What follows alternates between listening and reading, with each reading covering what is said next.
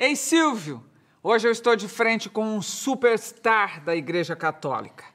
Padre Fábio de Mello atrai multidões para seus shows em todo o Brasil, vende milhares de CDs, aliás, olha o novíssimo aqui, CDs, DVDs e livros, mas ele gosta mesmo é do silêncio do sítio onde vive, perto de Taubaté, em São Paulo.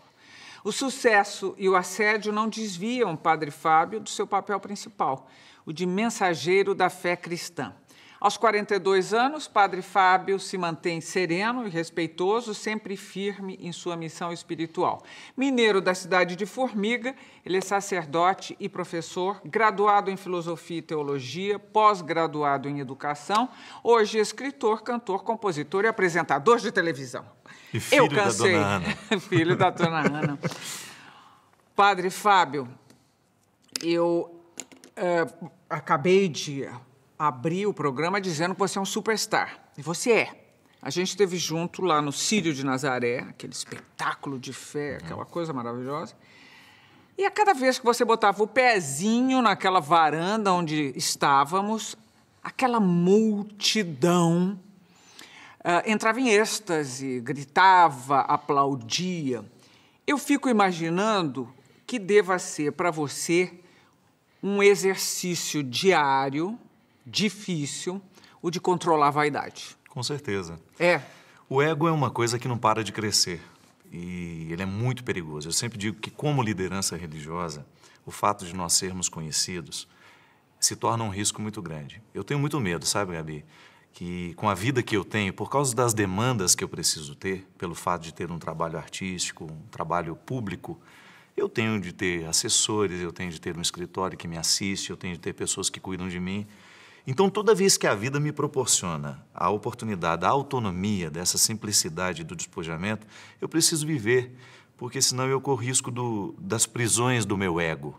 De repente, eu entro dentro de um contexto de ilusão porque a fama faz isso com uma pessoa, e eu me desprendo daquilo que é o essencial e daquilo que é o fundamental, e, sobretudo, do motivo que me fez tornar-se conhecido, que é justamente de exercer uma liderança religiosa. Mas você tem, por trás disso tudo, quer dizer, o exercício artístico era uma vocação. Era. Eu sempre me senti artista. Desde quando criança, acho que seria uma hipocrisia da minha parte dizer que sou padre e que não sou artista. Sim, eu sou padre e também sou artista, porque a arte faz parte da minha história.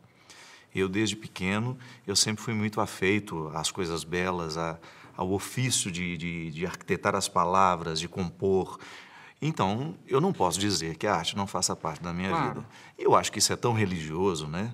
Eu tenho muito medo quando a gente começa a seccionar a vida e dizer isso é profano, isso é sagrado, isso é mundano, isso não. A arte, ela é naturalmente religiosa. Mas quando é que a Igreja Católica aceitou isso como um fato e mais do que isso, passou a usar esse talento artístico, permitir o talento artístico entre os seus pastores e tudo bem? Interessante que a beleza sempre fez parte do discurso religioso. Eu acho que a Igreja nasceu bonita, a Igreja nasceu bondosa, ela nasceu verdadeira a partir das categorias aristotélicas de bondade, verdade e beleza. E eu acredito que nós tenhamos vivido... O iluminismo foi um momento em que seccionou, né, a fé e a beleza.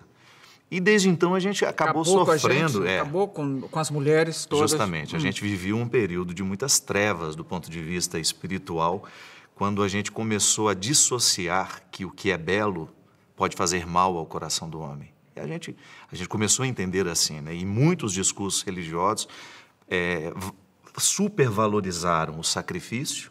Então, o ser humano tem que renunciar àquilo que é belo, porque a beleza pode ser ardilosa, a beleza pode fazer mal. E, infelizmente, a gente acabou vitimando muitas coisas boas e verdadeiras por causa desse discurso. Eu acredito que a gente tenha retomado muito isso hoje, compreendendo a beleza como um ofício irrenunciável dentro do processo religioso.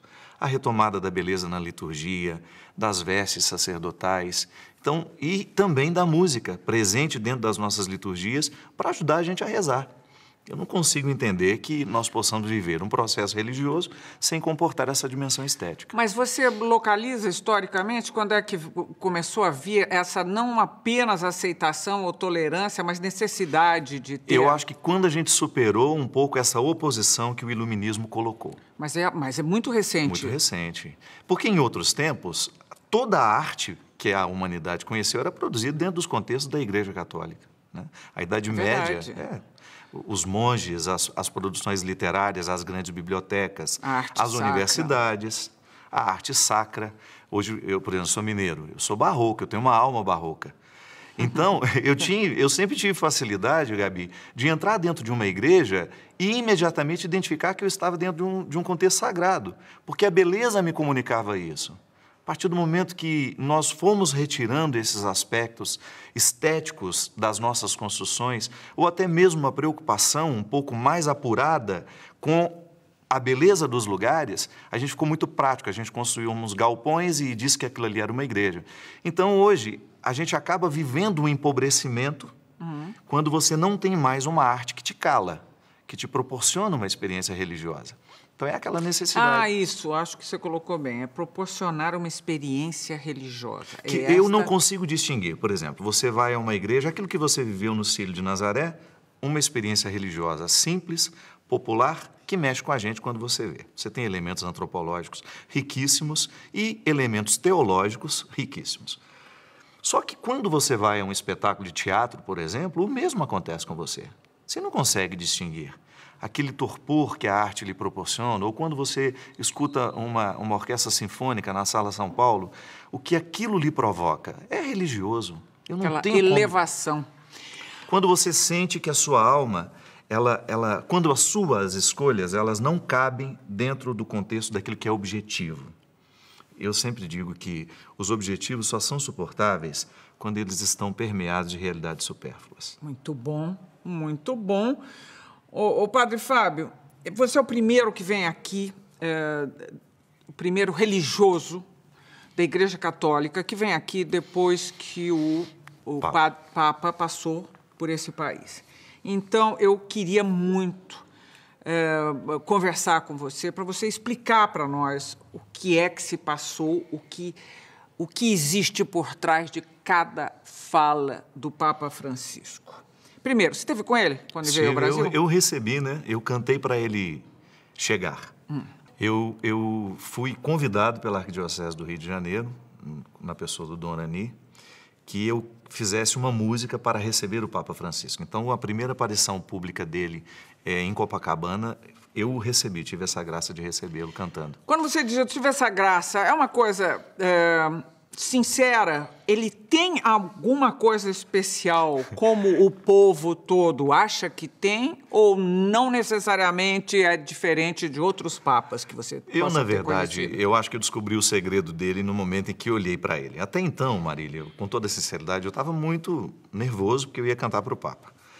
Mas na hora que ele desceu do carro, que ele foi se dirigindo, que ele me olhou, que ele segurou na minha mão, eu acho que eu entendi o segredo dele. Ele não leva a sério o fato de ser Papa. Não é? Ele considera, antes de qualquer coisa, a autoridade que ele tem como cristão. É muito interessante. No mundo, o exercício do poder está muito associado dentro de um contexto onde parece que o outro tem de me servir. Quando, na verdade, o contexto do serviço, a autoridade e o poder dentro do cristianismo é o contrário. Se eu tenho poder, eu devo lhe servir. E eu acho que ali, quando ele me olhou, eu percebi que eu não estava cantando para o Papa. Por acaso ele é o Papa, mas eu estava cantando para um cristão irrepreensível na sua conduta, exemplar. Um homem simples, um homem que mexeu muito com o Brasil, sobretudo por causa da simplicidade. Ele não tem rodeios, ele não tem esses aparatos que a gente falava no início, que uma liderança naturalmente tem, e que pode provocar essa cisão e que até mesmo prejudica a nossa missão. O Papa Francisco não tem esse risco, não, porque ele não leva a sério, e não quero ser mal interpretado, esse poder que ele tem. Ele leva a sério a autoridade que o poder dele lhe concede. Ele é o Papa e ele é o primeiro a demonstrar que o cristianismo é um exercício de simplicidade. E a eleição dele na sua opinião, vai dar uma chacoalhada na igreja? Eu acredito que sim. Ele tem coragem de mexer em feridas muito dolorosas. Não que o Bento XVI não tivesse, mas eu acho... O Bento XVI, ele se retirou... por que motivos? Você acha que era apenas um enorme cansaço ou realmente ele se viu ali enredado por situações e amizades que ele tinha que sair daquilo para alguém tomar providências? Marília, o Papa Bento XVI, ele é um dos homens mais preparados da história da Igreja. Ele pode ser comparado aos grandes nomes do início do cristianismo pela capacidade intelectual e pela capacidade teológica daquele homem. Você não pode imaginar como aquele homem é capacitado. Eu acho que ele foi muito coerente. Eu acho que ele entrou para a história justamente por demonstrar que o poder é relativo. Eu acho que um homem com a capacidade intelectual e mística que ele tem, ele jamais poderia se permitir ir adiante no seu pontificado sem saber que dispunha das condições para isso. Eu acho que ele estava realmente cansado e ele se sentia já sem condições de dar os passos que a igreja precisava que desse. Bom, coerência. Aí é eleito o Papa Francisco, que você ia dizer. Vem esse homem surpreendente. E a chacoalhada na igreja que eu perguntei? A chacoalhada, justamente por ele ser um homem que não tem rodeios. Eu acho que ele enfrenta de maneira muito direta as questões que lhe são apresentadas. Então, ele reconhece que a cúria romana tem feridas, tem chagas, que se não forem tocadas com a verdade, nós vamos perder ainda mais a credibilidade diante da sociedade. Olha, em uma entrevista, o Papa Francisco disse que a primeira reforma da igreja deve ser a do comportamento. O que isso significa para pessoas como você, Padre Fábio? Quando ele me convida a pensar o meu comportamento como líder religioso, e ele tem falado muito disso, ele tem pedido muito que nós padres, que nós bispos, que nós cardeais, quando eu falo nós, na totalidade da igreja, que a gente não se torne um burocrata da fé. O que é um burocrata da fé? É aquele que vive as obrigações, é aquele que se priva do serviço que presta. Eu acho muito interessante, porque eu, como padre, eu sou convidado a servir o povo. Só que antes de servir o povo, eu preciso me beneficiar, do ponto de vista espiritual, daquilo que eu ofereço ao outro. O burocrata não vive essa dimensão íntima da fé. Ele apenas realiza, ele apenas executa, ele se torna alguém que cuida das dimensões práticas da fé, mas não consegue saborear o evangelho dentro do coração, justamente. A fé que eu proponho ao outro, Marília, precisa fazer bem a mim. Eu não posso levar isso como um fardo de obrigações, eu não posso interpretar o meu ministério sacerdotal dissociado da experiência de fé que eu proporciono aos outros, mas que é irrenunciável em mim. Então, é claro que quando eu observo essa dimensão mais íntima do cristianismo, que é aquela que não passa pela fachada, que é aquela que não passa pelo que o outro está vendo de mim, mas por aquilo que eu vivo na minha intimidade. O Papa Francisco nos convida a fazer uma leitura muito honesta de como nós somos cristãos. E porque sou padre, tenho uma responsabilidade ainda maior no momento em que eu vou analisar o meu ser cristão. Porque eu tenho um ofício a viver, um ofício a ser experimentado. Isso é, então, a reforma de um comportamento. E me parece, com a sua explicação, que é um retorno à simplicidade. É isso mesmo? Sim, com certeza.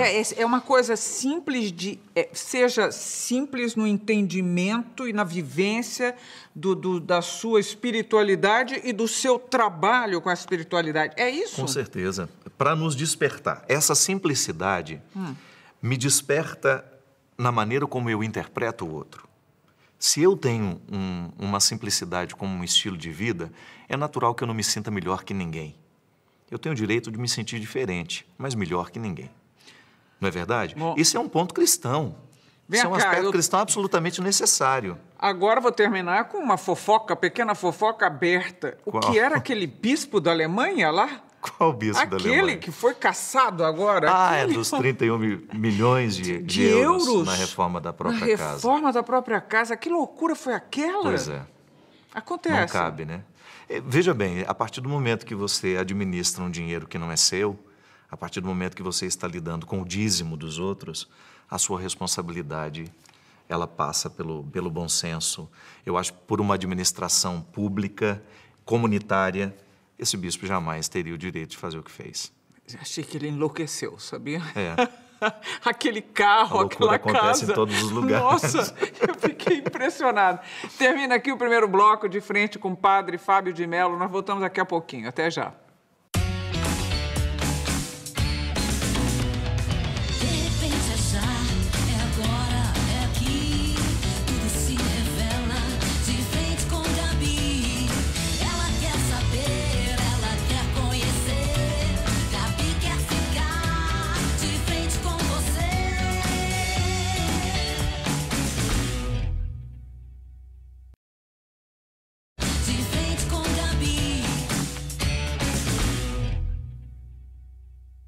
De volta de frente com o padre Fábio de Mello. Sabe o que mais? O Papa Francisco, que, aliás, se autodenomina... Bispo de Roma. Bispo de Roma. E isso quer dizer o quê? Isso, teologicamente, tem um significado muito interessante, porque dentro da... Quem é o Papa? É aquele que é escolhido para ser o bispo de Roma. E, por acaso, se estende para ele a responsabilidade, por ser Roma a sede, por ser ele o responsável por toda a igreja no mundo. Aí já tem uma simplicidade muito grande da parte dele. Quando eu digo que ele não leva a sério o fato de ser Papa, não é porque ele negligencia a oportunidade de ser Papa, é porque ele assume isso com muita simplicidade. Eu sou o Papa porque eu sou o Bispo de Roma.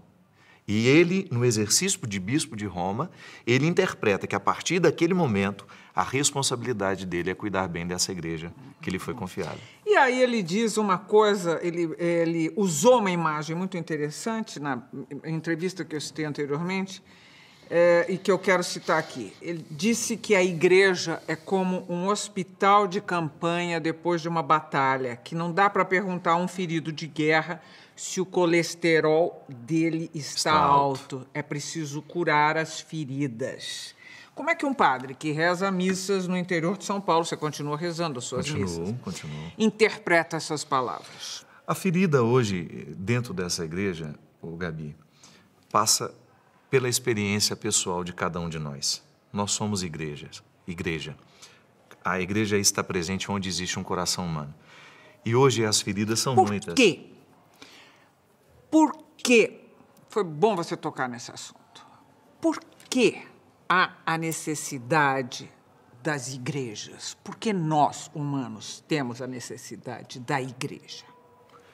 Talvez eu acho muito interessante quando nós temos em Gênesis a narração da perda do paraíso. Quando Adão e Eva, dentro dessa construção literária, que não importa, né, a interpretação que fazemos, foi assim ou não foi, ali existe uma história contada que nos ajuda a entender o presente. Quando Adão e Eva são expulsos do paraíso, o que eles percebem? A nudez. A nudez humana, ela é muito desconfortável. Quando você percebe que você tem limites, que você tem dificuldades para sofrer, que você tem dificuldades quando ama, que você tem dificuldades quando um filho morre. É interessante que o discurso religioso, ele se apresenta como um socorro a essa indigência. Não estou dizendo que nós inventamos o discurso religioso. Eu estou propondo que, num determinado momento da história, nós sentimos que nós carecemos de uma mão a quem a gente possa estender no momento da nossa fragilidade. Recorrer. O tempo todo, Marília, o ser humano está tendo de dar conta da própria vida. Não é fácil ser quem a gente é. Hoje mesmo, sabe, um pouco antes de vir gravar aqui, o que eu disse hoje, na próxima eu quero vir com alguém que tome conta de mim.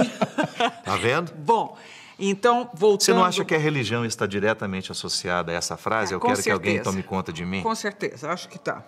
E aí, voltando ao hospital que não pode perguntar do colesterol, mas sim curar a ferida. Ele fala de uma dimensão social urgente em que nós temos realidades no mundo onde não adianta você ir pregar a fé com todas as suas elaborações teológicas. É preciso ir fazer a caridade. E aí você entra dentro de um contexto, há pouco ainda estava conversando com uma amiga falando sobre isso, que nós temos algumas urgências religiosas que não passam pelas denominações. O amor, a caridade, por exemplo, são duas urgências. Não importa se você é espírita, não importa se você é católica, não importa se você é evangélica. Se você estiver disposta a amar comigo um ser humano que precisa de nós nós já somos irmãos. Padre Fábio, o Papa fez uma coisa que eu achei admirável. Isso repercutiu no mundo. Eu lá na Escandinávia vi e fiquei feliz. Surpresa e feliz. Ele disse: quem sou eu para julgá-los, se referindo aos homossexuais. Uhum. O que se deve esperar a partir dessa colocação do Papa Francisco em relação ao casamento entre homossexuais? Eu acredito, Marília, que isso não mude absolutamente nada que a Igreja pensa sobre o assunto, não. Agora, eu acredito também que isso tem de mudar, dentro do contexto das igrejas, o discurso que agride. Eu acho que a gente precisa ser um pouco mais cauteloso antes de fazer qualquer pregação, qualquer discurso que a gente possa ofender as escolhas do outro. Eu, como padre, eu tenho o direito de me posicionar contra qualquer situação, desde que não me falte a caridade no meu posicionamento, para que aquele que está me ouvindo seja capaz de compreender o porquê que eu penso diferente dele. Porque quando falta o amor, quando falta a caridade, eu acho que a gente prejudica a compreensão do nosso ponto de vista, do outro, do ponto de vista que nós apresentamos a ele. O ódio macula tudo. Agora, a partir do momento que você tem, a partir do que você abre mão de fazer esse julgamento e parte para o acolhimento, você ganha naturalmente o respeito daquela pessoa. Você acha que algum dia a Igreja Católica, a sua Igreja Católica, a nossa, vai poder aceitar o final de um casamento, por exemplo? Hoje, por ela já aceita. Ela não trabalha mais com a possibilidade de que duas pessoas que estão infelizes, se machucando, fazendo mal, cometendo um sequestro de subjetividade, como é a proposta de um livro que eu escrevi, quando você tem um amor... Quero falar sobre o livro. Não é um amor, na verdade. Em muitos casamentos, a Igreja declara, Marília, que aquele sacramento nunca houve. A Igreja não pode anular um sacramento. Um sacramento que realmente existiu jamais poderá ser anulado. Mas ela pode, mediante um processo investigativo daquelas causas, dizer este casamento nunca houve. Nunca houve. E ela faz isso muito. Mas estou dizendo, um divórcio, uma separação, que não passasse por um processo desses. O que eu estou perguntando é, divorciou, a Igreja não casa mais? Não, casamento dentro da Igreja só há se houver um processo de nulidade. Se for anulado o casamento. Mas agora, a participação dessas pessoas na Igreja nunca será negada, nunca foi negada. Elas participam com limites. Não podem comungar, mas podem participar da missa, podem participar dos encontros. Hoje existe a pastoral dos recasados, dos divorciados. Então, a Igreja acaba tendo um trabalho. Tem. É que, às vezes, isso não vem a público. Mas a Igreja sempre teve um cuidado com as pessoas que viveram a experiência do equívoco. Quem não se equivoca na vida? Você está dizendo sempre teve. Um tipo de cuidado que me parece mais recente e deve ter, por favor, a ver com o crescimento de outras religiões entre o povo brasileiro e fora daqui, o crescimento de outras religiões no mundo. A Igreja não pode em nenhum momento, por mais autoridade que ela tenha, contradizer o que disse Jesus. Então, qual que é o nosso exercício? Toda grande instituição precisa naturalmente voltar às fontes. A gente não tem o direito de viver distante das fontes que nos geraram. Qual é a nossa fonte? É Jesus, é a experiência dele. Teologicamente, nós estamos fundamentados no verbo que se torna carne, que passa por nós, que faz discípulos e que deixa uma igreja. Eu gosto de dizer que Jesus não queria a igreja, Jesus queria o reino de Deus, mas a igreja é o que a gente conseguiu dar para ele. Quando você tem uma fundamentação nessa palavra que nos pede o tempo todo, e em nenhum momento você encontra Jesus rejeitando as pessoas. Você pode até encontrá-lo com posturas firmes diante daqueles que escravizavam o povo, diante daqueles que enganavam, daqueles que eram injustos, daqueles que eram hipócritas, mas em nenhum momento você tem Jesus rejeitando os miseráveis. Mas você tem a Igreja de Jesus rejeitando... Mas é por isso que nós precisamos nos converter diariamente. A igreja é santa e pecadora. E nós, nesse influxo da ação da graça de Deus, que nós acreditamos que a gente vive assim, é Deus que o tempo todo me dá condições para eu reconhecer o meu próprio pecado. Bom, por isso que a gente tem de ser honesto. É por isso que Papa Francisco seduz tanto nos dias de hoje. Que ele quer essa honestidade. Eu nem vou passar pelo assunto aborto, porque isso, eu sei, é fato concreto acabado. Isso, não vou tocar nesse assunto. E mesmo porque você prometeu que me faria uma entrevista mais suave dessa Agora, vez. você concorda que a igreja deixa de ganhar fiéis por causa da oposição aos métodos de controle de natalidade, como a pílula e a camisinha? E fora falar da saúde aí, que também passa pelo preservativo. Justamente. Eu acredito que nós, no momento em que nós temos uma postura, é natural que a gente vá contrariar muita gente. A igreja não tem a pretensão de agradar o mundo todo. E é mais uma distinção que a gente precisa fazer. A gente, a partir do momento que nós escutamos a palavra do Papa, ela não tem a pretensão de ser para todos. Ela tem a pretensão de ser para aqueles que são liderados por ele. Então, é só a gente esclarecer bem. Eu sou cristão católico, então a palavra do Papa para mim tem um peso. A palavra do Papa me orienta. O Papa não tem a pretensão de que ele diz para o mundo inteiro, não.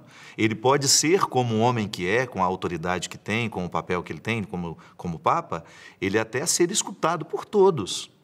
É um homem que tem uma liderança e que está fazendo um discurso, que colabora fraternalmente, do ponto de vista intelectual, com a comunidade humana. Mas agora, aquelas regras são para os católicos. Vou perguntar outra vez. Pode perguntar. Essa igreja não perde fiéis sendo contra o uso de camisinhas e de controle da natalidade? Eu não sei se ela chega a perder fiéis. Eu acredito que muitos fiéis católicos que vivem o dia a dia de uma fé, de um processo de fé, vai prestar atenção nisso. Talvez outros que não tenham convicções mais profundas se dizem cristãos católicos e façam essas práticas todas aí sem levar em consideração. Tudo depende, Marília, do nível de envolvimento que a gente tem com a fé. Você está dizendo... O relativismo existe em todos os lugares. Pode ser que algumas pessoas não cheguem nem a se incomodar com essa palavra que proíbe, que restringe ou que... né? Você pode ter um discurso positivo sobre a camisinha, por exemplo. Eu acredito, esse é meu ponto de vista, eu tenho muito medo quando a gente acredita que a camisinha possa nos livrar de todos os problemas da sexualidade. Eu, como padre, que acompanho os bastidores, eu vejo que o que fere não é a possibilidade de você contaminar com o vírus, isso e aquilo. Claro, isso é perigoso, precisa ser considerado, é real. Isso é real. Mas o grande problema da sexualidade é quando as pessoas vivem relações objetais. Você está dizendo... Quando não existe amor... Quando não existe amor... Quando não existe respeito, quando o outro acabou sendo... O desejo pela sua fé nos foi dado por quem? O desejo da fé? O desejo sexual nos foi dado por quem? Faz parte da nossa natureza humana. A natureza humana, quem nos criou? Claro. Quem nos criou? O deleite, Deus. Bom, então... Estamos aqui no meio de um nó gótico. Justamente, porque agora você é convidado a aprofundar as suas riquezas humanas. A sexualidade faz parte dessas riquezas. Mas pode ser, e você sabe muito bem disso, que ela pode ser a porta para muitas destruições. Ok, mas você não pode negar a autoria... Não nego. Desse Isso desejo. É um dom divino. Aqui está o desejo. Imagina que eu sou fruto de um desejo. Eu nasci de um desejo. E você sente desejo seguramente. Desejo o tempo todo. Então. E como é que nós fazemos para articular os desejos no contexto das nossas escolhas e convicções? Quando eu acredito no valor da renúncia. Quando eu acredito no valor de um sacrifício. Quando eu acredito no valor da sublimação. Sacrifício. Então... eu não vou fazer. Pode falar. É um Deus cruel esse, que nos dá um desejo, mas exige de nós o sacrifício. Não, mas na verdade ele nos propõe. É interessante, por exemplo, eu não sou obrigado a ser padre. Ninguém me levou até o altar do sacrifício. Eu quis ir sacrificar algumas dimensões da minha vida porque eu sei que elas florescem em outras. É como o valor... Veja bem, a castidade não é uma questão só religiosa. Na Idade Média, você tem os intelectuais fazendo a opção pela castidade. Porque eles compreendiam que a dedicação total ao conhecimento era importante. E que eles não essa se dispersavam energia... com outras energias. Oh, God. Não é interessante isso? Ok, é um ponto de vista. Termina aqui, não. Termina aqui mais um bloco de frente com o padre superstar Fábio de Mello. Nós voltamos em seguida, quero falar sobre o novo livro dele, que é uma proposta muito interessante. Até já. De frente com Gabi. De frente com Gabi. Estamos de volta e seguimos de frente com o padre Fábio de Mello. Quero falar sobre o seu livro, mas antes eu quero tocar num assunto que tem a ver com o momento atual da Igreja e tem a ver com a sua entrevista anterior aqui. Faz o quê? Quanto tempo? Você lembra? Acho que uns 2 anos, né? 2 anos. Naquela época, falar sobre a pedofilia ainda era um tabu. Falar sobre a pedofilia dentro da Igreja. Os escândalos estavam pipocando. E a gente falou, você falou comigo atenciosamente, mas com cuidado. Hoje, me parece que o Papa Francisco aborda o tema corrupção e pedofilia como uma das prioridades da Igreja, né? O combate a essas duas coisas, e, inclusive, atacando feridas muito próximas. Com não? tolerância zero, diria. Né? Os negócios do Vaticano, a corrupção descoberta, tal. E por que é, na sua opinião, que o assunto pedofilia deixou de ser tabu na Cúria Vaticana? Pela necessidade de enfrentar a situação. Eu acho que nós não temos o direito de fingir que não existe. Eu acho que os bispos hoje no Brasil, de maneira muito especial, estão muito atentos a qualquer denúncia em que há algum padre com possibilidade de estar envolvido em pedofilia. Eu acho que é uma questão de polícia, é uma questão de justiça. Eu, como bispo, como padre... A perpetuação do celibato na Igreja não colabora com isso? Não, mesmo porque são duas coisas muito diferentes, né? A gente não pode associar. Mas eu quis fazer uma pequena associação aqui. Não, seria até ingrato. Eu acho que a pedofilia não passa pela questão do celibato. É uma doença específica. É uma doença que precisa ser tratada e é um crime que precisa ser punido. E você acha que agora a Igreja está cuidando disso? Eu acho que, mais uma vez, a exemplo do Papa, a gente hoje tem mais coragem de julgar luz sobre determinadas realidades. Eu acho que o Papa está encorajando todo mundo a ser mais autêntico.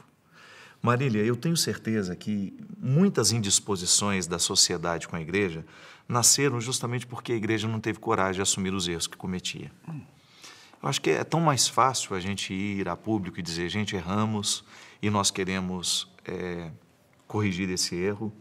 Em algumas situações a gente sabe que não tem como corrigir, então vamos pedir perdão, vamos tentar reencaminhar e vamos nos propor a fazer um novo caminho. Eu acho que a sociedade vai ficar muito mais disposta a ouvir o que a Igreja tem a dizer quando ela perceber que no coração dessa Igreja a hipocrisia está perdendo espaço. E a humildade. Com certeza, porque reconhecer um erro é sempre difícil, né? Padre, como chama o livro? Quem me roubou de mim? O sequestro da subjetividade e o desafio de ser pessoa. Que trata de um tema muito ardiloso, que é a perda de pertença quando a gente quer amar. Ou até mesmo quando somos, de alguma maneira, orientados por outros. Eu falo dessa perda de pertença em algumas dimensões da vida. Nas relações de amizade, nas relações a dois, na relação de pai e filho e também nas experiências religiosas. Então, vamos especificar. Vamos. Na relação pai-filho, por exemplo. Quando um pai compreende o filho como uma extensão de si mesmo. Quando ele não é capaz de compreender que o filho não tem obrigação de corresponder às expectativas que ele tem. E que ser pessoa é isso. A gente nasce indivíduo, significa que eu não tenho condições de me dar a ninguém. Isso é um processo de maturidade, que não vem pelo tempo. O tempo pode não significar absolutamente nada. A capacidade de sair da condição de indivíduo e ser pessoa, que de acordo com a antropologia cristã quem é pessoa? Aquele que dispõe do que é e que pode oferecer-se ao outro. Então, se eu sou indivíduo, Se eu não consigo me dividir, eu jamais vou conseguir ser para alguém. Nas relações, muitas vezes, de pai e filho, Marília, a gente identifica esse processo. O pai julgando sobre os filhos todas as expectativas que ele tinha para a vida dele e querendo que o filho carregue o ônus de ser a realização dos sonhos dele. Esse é um caso. Esse é um caso. Em que a gente no percebe. caso da relação amorosa. Quando movidos por um mito de amor romântico, né? Isso é horrível, dessas relações idealizadas, a gente não enxerga quem o outro é, mas a gente enxerga quem a gente imaginou. E faz com que o outro exerça um papel que não fira aquilo que a gente imaginou dele. Essas relações idealizadas são altamente prejudiciais porque não tem autenticidade. E é nesse caso aí que entra a relação de quem vai dominar quem. Quem vai dominar é quem. isso. Eu pego a experiência do sequestro do corpo, que é tão comum e todo mundo entende muito bem, quando alguém é retirado do seu horizonte de sentido, daquilo que funciona para ela, a casa, os amigos, as pessoas, o cachorro, o papagaio, balaio de manga, e é colocado dentro de um cativeiro. O que é o cativeiro? Um lugar desconhecido, inóspito, onde ela vai, ao ser confinada, sendo submetida às violências deste agressor. Então, ela vai se acostumando com aquele processo de dominação. E é interessante porque no sequestro do corpo, há um determinado momento em que a vítima identifica isso. O meu sequestrador é ele que vai decidir por mim. Você está falando sobre o casamento. Então, Você está falando contra o casamento. Muitos casamentos, muitos relacionamentos que deveriam ser um exercício de liberdade, acabam sendo isso, uma experiência de cativeiro. No geral. Você acha? No geral. É muito sério. De onde saiu essa ideia de escrever esse livro, seu? Da ouvir as observação? pessoas, na observação. Na verdade, esse é um livro que está sendo relançado. Ele ficou durante 67 semanas na lista da Veja, dos mais vendidos, numa edição antiga. E hoje ele foi totalmente reescrito, a partir de algumas situações mais atuais também, e ele está sendo relançado. A saber, situações mais atuais. Por exemplo, as relações virtuais. Qual é a sua posição sobre essa? Eu tenho parte? uma preocupação muito grande quando a gente percebe que as pessoas abdicam da realidade que possuem para poder investir o seu tempo, os seus sonhos, as suas expectativas em uma realidade que está do outro lado, que a gente não sabe quem é, que a gente não tem a menor ideia do que seja real naquilo que é dito. Então, muitos relacionamentos virtuais, eles são feitos a partir de idealizações. Eu não digo para você quem eu sou, eu digo para você quem eu gostaria de ser. E você corresponde a essa mentira. Você também não diz quem você é, você diz quem você gostaria de ser. E às vezes as pessoas perdem tempo, um tempo precioso das suas vidas, alimentando esses papéis. Você não está nas redes sociais. Estou. Está? Eu tenho Facebook, tenho Twitter, Instagram. E como é que você pratica essa... Inclusive, no livro eu falo sobre isso. Você vai... Eu acho... as palavras têm um poder muito grande sobre nós, né? Eu descubro você lá no Facebook e mando um pedido de amizade. Aí você me vê, se quiser me aceitar, você clica, me aceita, e aí eu recebo aquele comunicado. Pronto, agora vocês são amigos. Olha que coisa mentirosa. Isso é muito mentiroso. E muita gente alimenta essa ilusão. É interessante que hoje... Mas se as pessoas estão se alimentando dessas ilusões, o que é que está faltando? Nos falta realidade, nos falta oportunidade de disposição para lidar com o que é precário, para você saber... Viver é precário. Viver é o tempo todo. É a história da nudez. Nós estamos expulsos do paraíso. E, de alguma maneira, Marília, a gente tem de dar um jeito de encontrar uma roupa que nos abrigue desse frio existencial. Então, onde estão as roupas que nos abrigam? Essas roupas precisam ser reais. Eu preciso ter amigos de verdade, eu preciso ter amigos que eu conheci defeitos, qualidades e elegi para estar ao meu lado.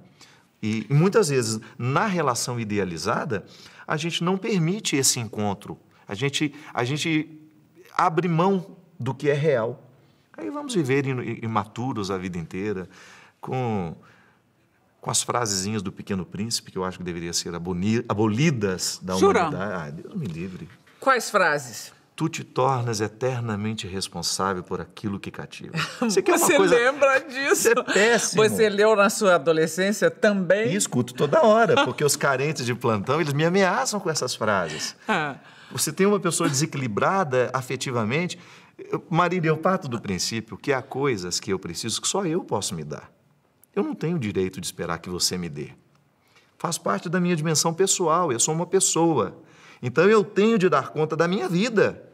Eu não tenho que julgar sobre você os fatos que são meus.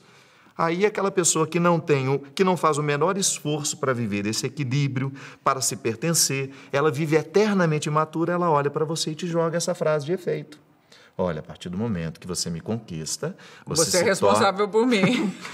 Isso é uma mentira, isso não existe. Isso é criminoso. A prisão, isso é o um cativeiro do outro, é isso aí. Porque o outro, quando ele não tem essa maturidade afetiva, ele vai funcionar a partir dessas frases de efeito, que nos retiram da responsabilidade de ser quem somos, de curar as nossas feridas. Volta à nossa conversa inicial. Quem não está ferido nessa vida? Quem não foi traído? Quem não foi enganado? Todos nós. Mas vamos fazer com que esse prejuízo, no primeiro momento, seja nosso. Eu vou me articular para ser um ser humano melhor nas minhas relações. Padre Fábio, você continua vivendo preferivelmente lá no meio do mato? Eu gosto muito do mato. Mas cada vez menos está por lá. Não, cada vez mais eu estou por lá. Não, fala a verdade. Estou fazendo uma história de retorno já. Ah, é? É. Eu acho que essa vida pública ela é necessária, eu acabei entrando nisso e levo com muita responsabilidade o fato de ser um padre público, de ter pessoas que me escutam, isso é primoroso para mim. Mas eu cada vez mais preservo mais a minha intimidade, a minha necessidade de ser eu. Vou fazer uma pergunta muito íntima. Ai, meu Deus. E só porque eu conheço a situação de perto, mas quero saber de você. Você é um cara atormentado? Se eu sou atormentado? De que ponto de vista você diz? Para você pensar em todas essas coisas e para conviver com o ser que você se tornou. Eu sou atormentado. E que prometeu cumprir um papel, você tem que ser um cara atormentado. Eu gosto de me ferir diariamente, do ponto de vista intelectual. Eu gosto de ser aguçado o tempo todo para que aquilo que eu penso, para que aquilo que é a minha postura atual possa evoluir. Então, não tem como viver nesse mundo, problematizar as questões que são próprias do meu contexto religioso, porque eu não sou adepto de uma fé que idiotiza, eu gosto de uma fé que nos faça pensar quem somos nós. E quando a gente pensa em quem somos nós... Como que você vai viver sem conflito? Eu gosto muito de uma frase de Karl Rahner, um teólogo alemão, que diz: toda palavra sobre Deus é também uma palavra sobre nós. Como é que você não vai viver atormentado com a possibilidade de saber quem é Deus a partir de quem eu sou? Muito bom. Termina aqui mais um bloco da nossa conversa de frente com o Padre Fábio de Mello. Esse superstar aqui, Queremos Deus. Quantas pessoas tinham aqui te assistindo? 60 mil. Olha, aí agora vai para casa e chicote nas costas para passar a vaidade. Vai limpar um banheiro depois que termina tudo isso, que você volta ao normal. Nós voltamos já já. De frente com Gabi. De frente com Gabi. De volta para a parte final de frente com Fábio de Mello. Bate-bola, jogo rápido. Dogma. Uma estaca que me ajuda a segurar a morada. Você está dizendo uma muleta. Não, uma estaca que me sustenta para que a minha morada continue em pé. Milagre. Milagre toda hora. Sucesso. Sucesso relativo. Relativo por quê? Porque tudo que para mim eu coloco na minha cabeça como relativo, eu lido sem levar tão a sério. Quer dizer, pode passar. Pode passar. Quero que passe. Vaidade. A vaidade, a pior de todas, é quando a gente se sente melhor que o outro. Um medo. Um medo de ser enterrado vivo. Tenho Que pavor. louco isso! Como é que é? Com catatonia, por exemplo? Eu não sei, Marília, é a coisa que mais me desespera. Se eu deitar aqui agora, numa cama, e imaginar que eu estou enterrado vivo, eu perco o equilíbrio. É o pior Você de todos teve os alguma medos. experiência, Eu acho que é minha mãe né? que fez a gentileza de contar aquelas histórias Do Santa Catarina. pavorosas, né? Que a gente, com uma criança, eu brinco com ela, mãe, a senhora me traumatizou tanto que se eu tivesse coragem, eu iria fazer um processo criminal pelos traumas que a senhora me fez. E qual a mãe que não os pais? Aquela na simplicidade, verdade. né? Não sabe que a criança não tem condições de ouvir a história. Felicidade, Felicidade, viver confortável em mim mesmo. sofrimento. Sofrimento, perder as pessoas. E Padre Fábio de Mello por Padre Fábio de Mello? Padre Fábio de Mello, um homem que tem um desejo muito grande de fazer bem a quem passar por mim. Continua malhando? Aquela Continuo. coisa, aquele lado da vaidade continua intacto ou não? Eu me cuido muito. Saúde, ok, eu, é pela eu gosto saúde. muito da saúde, de preservar. Eu sempre tenho o seguinte, de nada vale Deus me dar o dom se eu não cuidar bem. Eu acho que o corpo é um dom que se eu não cuido, Deus não pode fazer por mim isso. Eu costumo dizer que é a caixa. Claro. Se dentro está funcionando ótimo ainda, que com tormentas... E eu repudio toda e qualquer hipocrisia e ilusão de que Deus vai cuidar daquilo que não é dele. Eu sempre digo, a única novena que nos emagrece é aquela que a gente reza correndo. Correndo de fato, é isso. Obrigada, Padre. Prazer imenso. Um beijo. Obrigado. E nós nos vemos no próximo programa. Até lá.